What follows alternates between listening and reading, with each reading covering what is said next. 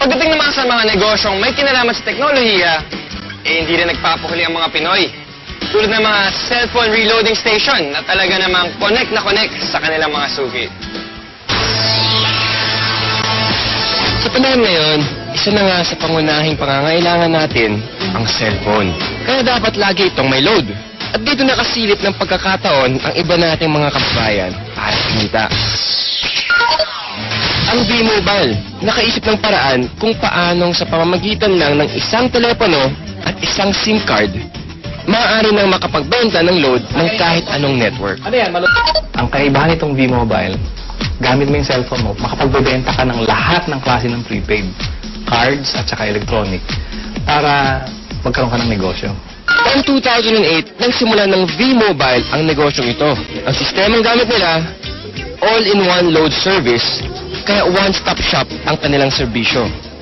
Kailangan mo rito, at least meron kang cellphone, meron kang maliit na puhunan, hindi mo kailangan ng malaki, although pwede rin maging malaki ang puhunan mo. Yan ay depende sa kung plano mo sa negosyo. Kung gumagamit ka ng internet, napakasimple lang gagawin mo. Punta ka sa aming www.loadextreme.ph. Tapos pag nakita mo na itong website nito, diba, yung online loading, kiklik mo, lalabas dyan yung aming dialog box. I-enter mo yung account mo, papasok mo.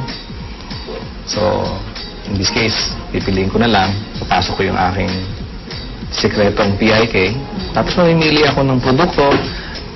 Tapos, lalagay ko yung cellphone number. Kiklik mo ngayon yung send load. Pag okay natin, yun na. Pero paano ka nga ba kikita sa negosyong ito?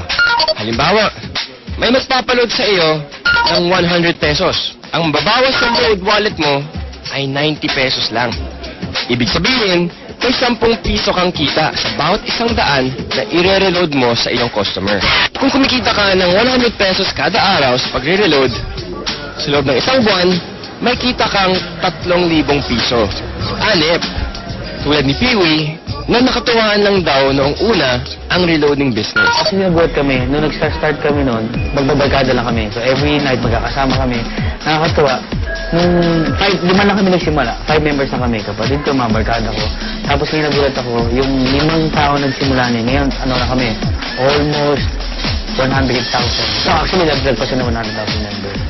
Ngayon, sa simpleng pagpindot-pindot lang daw niya ng cellphone, kumikita raw si Peewee ng mula 1,000 hanggang 5,000 piso kada linggo.